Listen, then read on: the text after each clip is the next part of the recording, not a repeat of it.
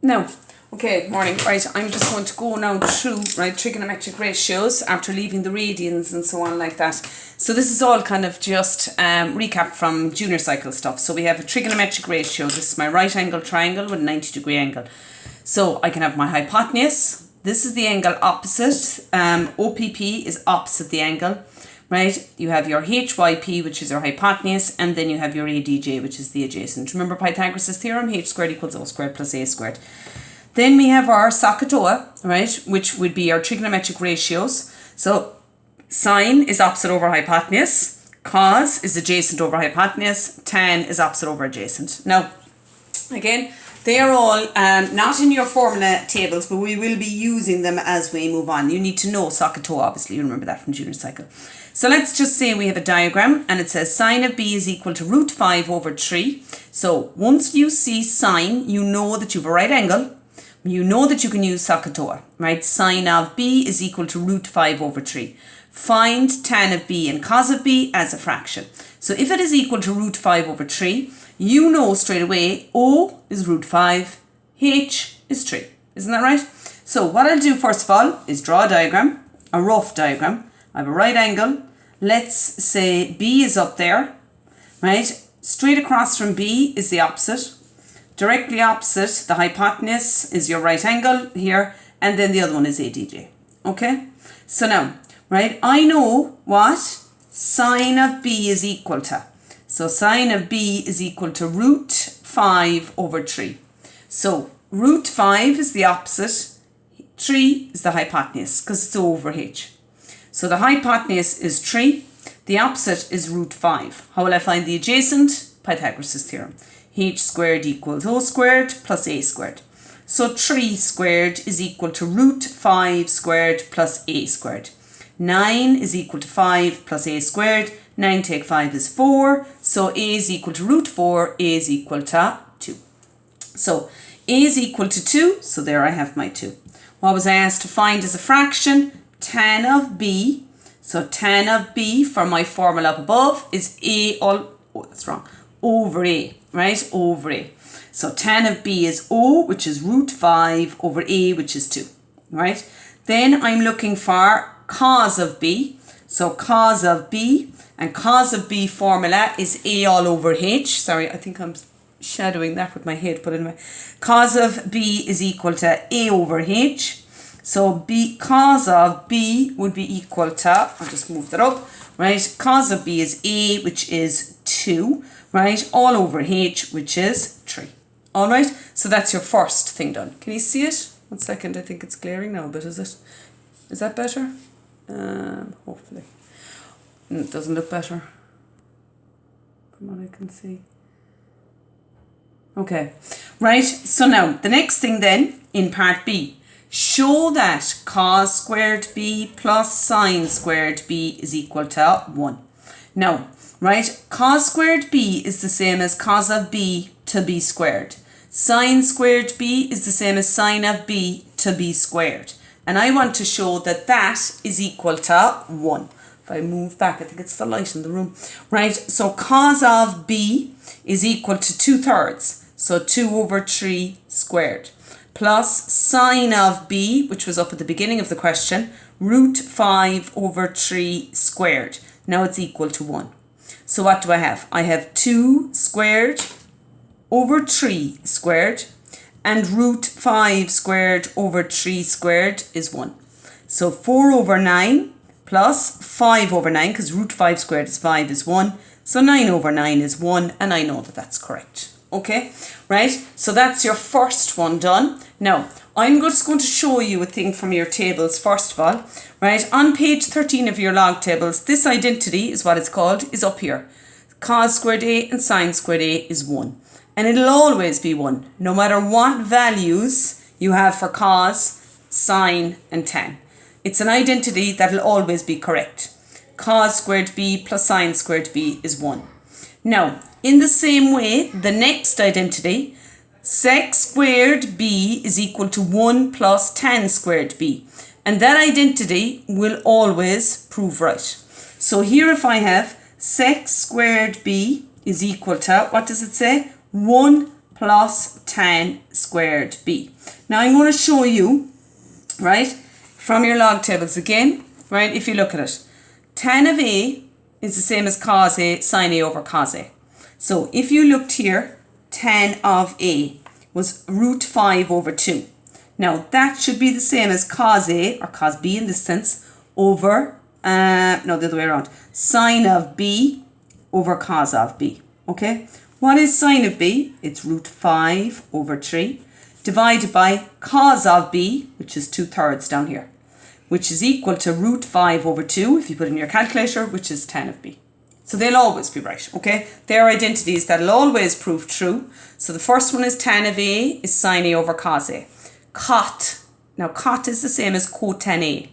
It's cos a over sine a. Sec a is 1 over cos a. Right? So if you see sec a, you replace it with 1 over cos a. Cosec a will be replaced with 1 over sine of a. And they'll always be equal to each other. So if I was asked to prove this, sec squared a is equal to 1 plus tan squared a. What did I say instead of sec a? 1 over cos a. So down here, sec squared b is equal to 1 plus tan squared b. What's sec? Sec is equal to sec of b squared is 1 plus tan of b squared.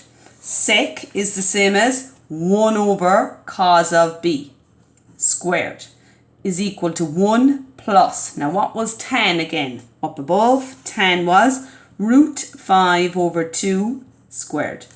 1 over cos of b is 2/3 to be squared, isn't it? Is equal to 1 plus 5 over 4. Root 5 squared is 5, 2 squared is 4. Now, 1 divided by 2/3 squared. Now you could shove that into your calculator. So it's 1 divided by 4/9 really. That's 2 1/4. And that should be equal to 1 plus 5 over 4, which is also 2 1/4. So you're proving identities there. All right, so that's the first thing done. We'll see questions on that now later on. Now, the next thing you could have is cos of 72 degrees 13. Find cos of 72 degrees 13. Correct to 4 decimal places. Now, 4 decimal places. Now, the most important thing here is when you have your calculator, you make sure your calculator is in degree mode. Do you see what I mean by degree mode? You know that anyway from junior cycles. Remember, we had to have it in degree mode all of the time. Never radian measure or never gradian measure. So make sure your calculator is in degree mode first. So I'm just going to move over. I'm sorry, I'm bothered because you can't see it. Right? I'm bothered by them two running around outside. 1 second. I'll actually get rid of them. Jack, will you go up, please? Now, right, so we have find cos of 72 degrees 18. So 72 degrees 18, make sure your calculator is in degree mode. All you do is press 70 cos 72 degrees. Where is it now? I've pressed 7 wrong. So cos 72 degrees. Remember the DMS button? Can you see that? 72 degrees and 18 minutes. So my answer is 0.3040. Now correct to 4 decimal places. 0.3040. Okay? Remember then, if we were said sine of A is equal to 0.5216, calculate the angle correct to the nearest degree. Now calculating your angle.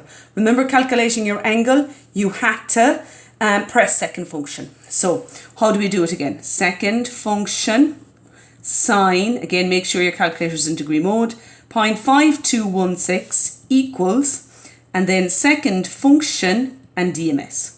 Okay, that'll be the same every time you do it, right? Except obviously the numbers will change. So second function sine 0.5216 equals second function DMS gives me 31 degrees 26 minutes. Remember the 30 is the halfway mark here because there's 60 minutes in a degree. So 31.26 rounds down to 31 degrees.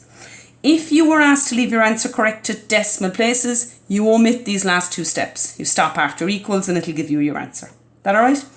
Now, after that then, we speak with special angles. And again, you'll have recovered these in junior cycle. That's why I'm going so fast through them. And these are my special angles. Remember, 30 degrees, 45 degrees, and 60 degrees. Right? Again, you have your radian measure here, which is what we did yesterday. And look, cos of 45 is 1 over root 2.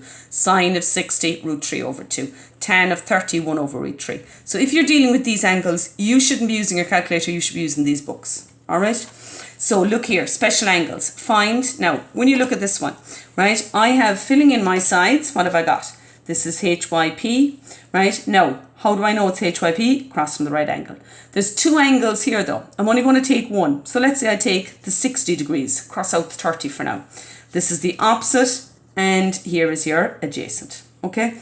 What is sine of 60? Sine is over H, root 3 over 2. What's cos of 60? A over H, 1 over 2. What's tan of 60? Over A, root 3 over 1. Now I drew the diagram again, and this time I put 30 and I blocked out my 60. So my 60 is gone this time. So this time, opposite is across from 30. Hypotenuse remains the same. This is the adjacent.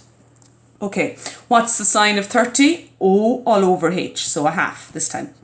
Cos of 30, root 3 all over 2. Sine of 30 over A, which is, that's wrong, O over A, root 3, right? 1 over root 3, right? Show that sine 60, which is root 3 over 2, cos 30, which is root 3 over 2, plus sine cos 60, a half, sine 30 is a half, is equal to 1. So 3/4 and 1/4 is equal to 1. 1 equals 1 as required. Again, you wouldn't be using your diagrams, you'd be using these when you're given a question. One more so before I finish, number 5. So looking here at number 5, what have we got? Find x, z in this right angle triangle which contains special angle. So my special angle is 30. Across from it is the opposite. Across from the right angle is your HYP and this is my ADJ. What am I looking for? X to a Z. I'm looking for the HYP. Call what you're looking for x. So what will I be using? I have to use this and I have to use 12 because it's information. This is of no use to me now. So I'm using O and H, so it's sine. Sine of the angle is over H. What's my angle? 30 degrees. Sine of 30 degrees is equal to O, which is 12 over H, which is x. Remember them? So sine of 30, back to my tables, sine of 30 is a half. Yeah? So that's 1/2 is equal to 12 over x, and I cross multiply. X is 24. So there's my 24. Right? Then go find y to a z. So yz is this time is going to be x. So again, I have to use adjacent because that's what I'm looking to find. So that's A. I can use H or O. Say I use H. So A and H is cos. So cos of the angle is A over H. My angle is 30 degrees. So cos of 30 degrees is x over 24. I go and I look up cos of 30 degrees in my tables and that's root 3 over 2. Root 3 over 2 is equal to x over 24. So 24 times root 3 is 2x. So 12 root 3 is equal to x. Right? Alternatively, Pythagoras' theorem would have worked as well. H squared equals O squared plus A squared. Alright, so that's the first bit, right? And I'll set work from your book from that. That's easy enough. You've all that recovered already. Okay?